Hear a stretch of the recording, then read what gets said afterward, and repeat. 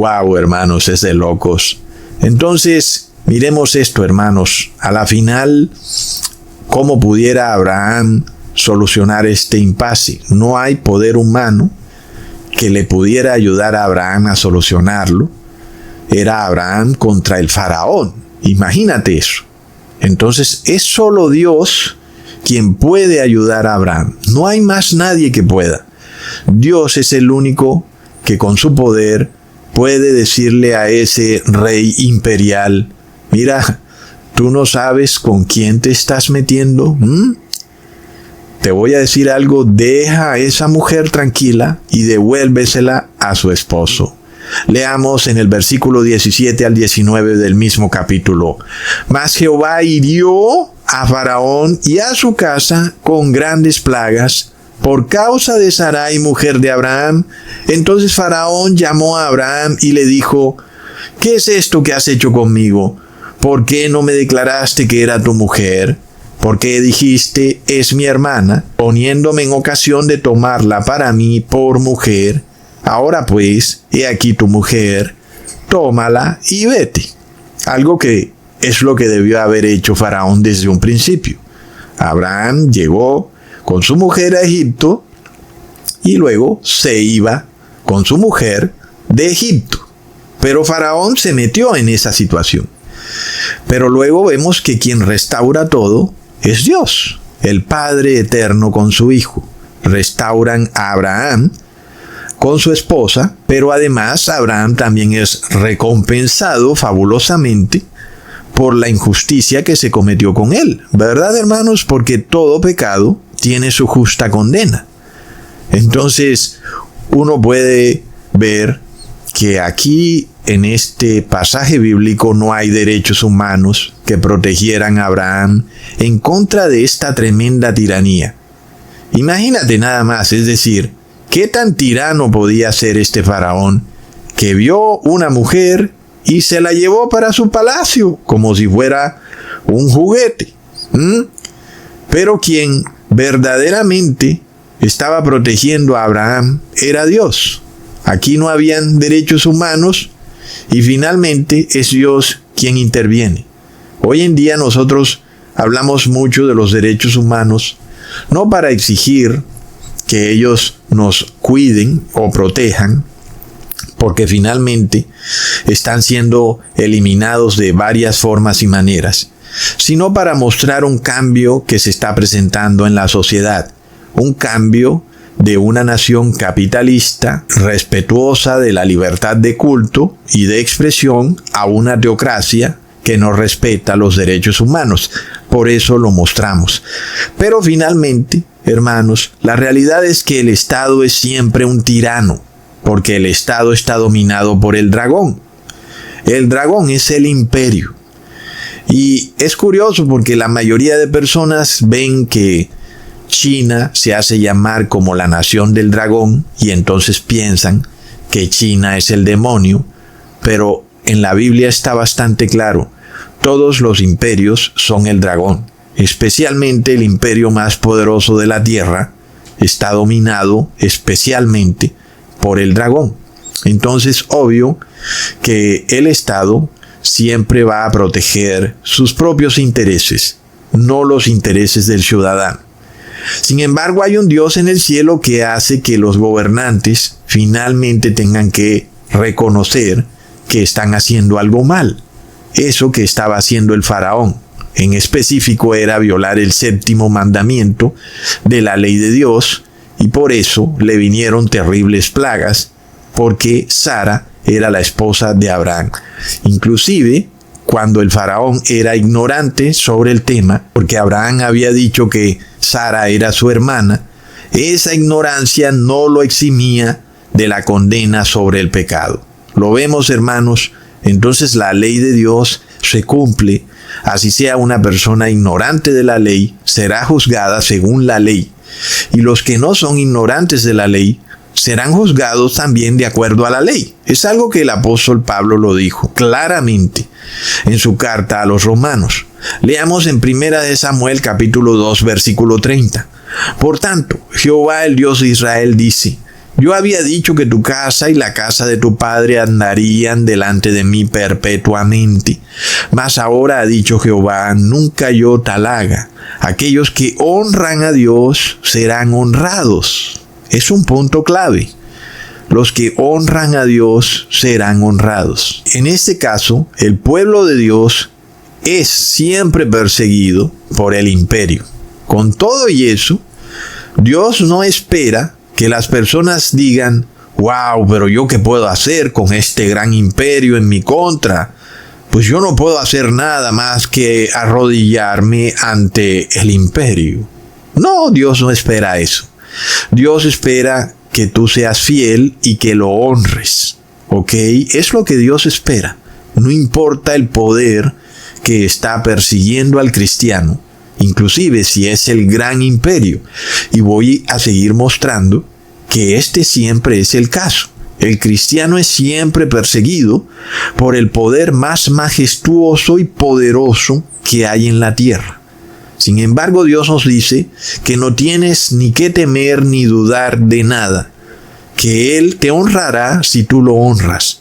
Pero nosotros no olvidemos que estamos en una batalla entre el bien y el mal, en donde el bien está representado por Jesús y sus ángeles, y el mal está representado por el dragón y sus ángeles. Es una batalla que inició en el cielo y que ahora se ha venido hacia la tierra.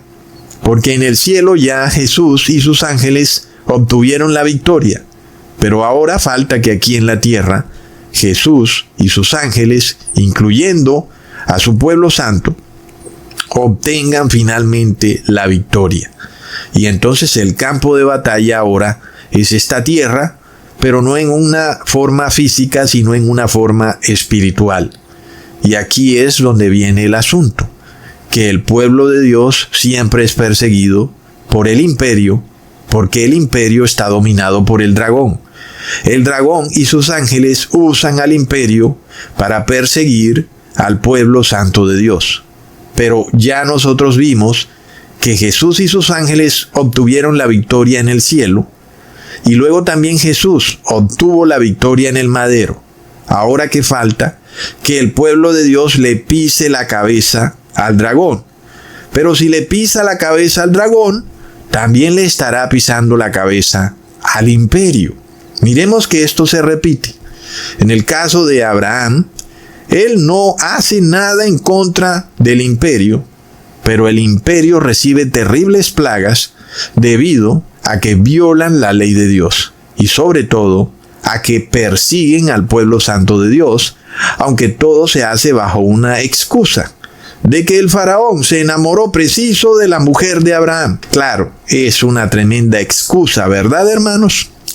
Uno pudiera decir, wow, mira, excusatón, pero este es un conflicto muy desigual para nosotros, el pueblo de Dios, porque bueno, ¿cómo es que nosotros vamos a soportar esto? Que los imperios más poderosos de la tierra se ensañen ponzoñosamente contra un pueblo tan pequeño que lo único que desea es guardar la ley de Dios, que no le hace ningún mal al Estado ni al imperio, antes por el contrario, es respetuoso de las leyes del imperio.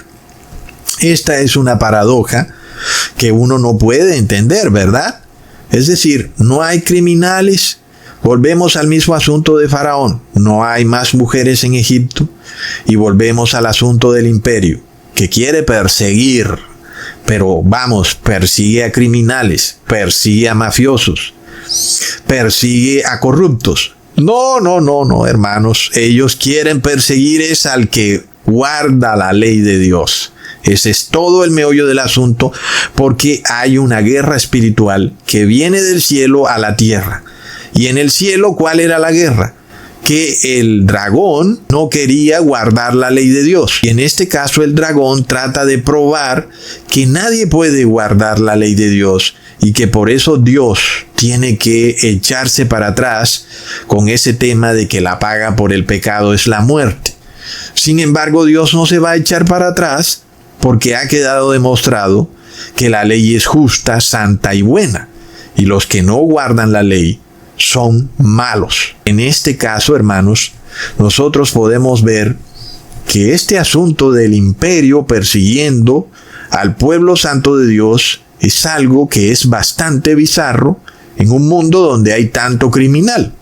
Pero ahora podemos ver que es un conflicto espiritual en donde el dragón trata de demostrar algo que él siempre ha defendido, y es que nadie puede guardar la ley de Dios. Aquellos que quieren guardar la ley de Dios, entonces son perseguidos por el imperio, porque el imperio está bajo el poder del dragón. Es algo que está plenamente visible, porque el imperio no debería ensañarse con personas que no representan ningún peligro para el imperio, porque son personas que son obedientes no solo a la ley de Dios, sino a la ley del imperio. Es tremendo, ¿verdad, hermanos? Sin embargo, Dios honra a los que lo honran, y no importa qué tan increíblemente poderoso sea el enemigo que enfrentan, estos poderes y principados finalmente tendrán que reconocer que se equivocaron, que Dios es Jehová y que Dios será siempre exaltado entre las naciones de la tierra. Recontra plop. Luego, miremos esto, hermanos. Abraham va a otro imperio, el imperio de los filisteos. Leamos en Génesis capítulo 20, versículo 1 al 2. De allí partió Abraham a la tierra del Negev, y acampó entre Cades y Shur, y habitó como forastero en Gerar. Y dijo Abraham de Sara su mujer: es mi hermana. Y Abimelech, rey de Gerar, envió y tomó a Sara. Volvemos otra vez al mismo asunto. El rey puede tomar cualquier mujer de su imperio, pero él quería tomar preciso a la mujer de Abraham, ¿verdad? Bastante curioso eso, hermanos. Vuelve y se repite el asunto. Alguien dirá que esas épocas eran de ignorancia, pero nosotros vemos que este es un asunto que se repite. Los derechos humanos son nuevamente restringidos, limitados, y el ser humano es convertido en un objeto que le pertenece al Estado. Es algo que de nuevo se repite. A pesar de que las leyes hoy en día han avanzado tanto, porque hemos visto la tiranía de otras naciones o imperios que no respetaban los derechos humanos, es claramente visible que está mal que un faraón o un rey pues se antoje de la mujer que quiera y se la lleve para su palacio. Es algo que está mal, y entonces por eso se han creado los derechos humanos, que de nuevo pretende derrumbar los derechos humanos, cuando en la palabra de Dios y en muchos libros está muy claro todo lo tiránico que puede ser un gobierno que no respeta los derechos humanos. Es algo que vemos, por ejemplo, con Nayib Bukele. ¿Cómo es posible que un hombre del siglo XXI, estudiado en las universidades de la Academia Pontificia de la Ciencia, pretenda hoy derrumbar los derechos humanos con todo tipo de sofismas, sobre todo cuando el gran imperio que es Estados Unidos tiene muy claro en su Constitución, en su primera enmienda, que no se pueden restringir los derechos humanos? Leamos, abro comillas: el Congreso no promulgará ninguna ley que respete el establecimiento de una religión o prohíba su libre ejercicio, o que restrinja la libertad de expresión o de prensa, o el derecho del pueblo a reunirse pacíficamente y a solicitar al gobierno reparación de agravios. Parece increíble que esté tan claro esto en la Constitución de Estados Unidos, que no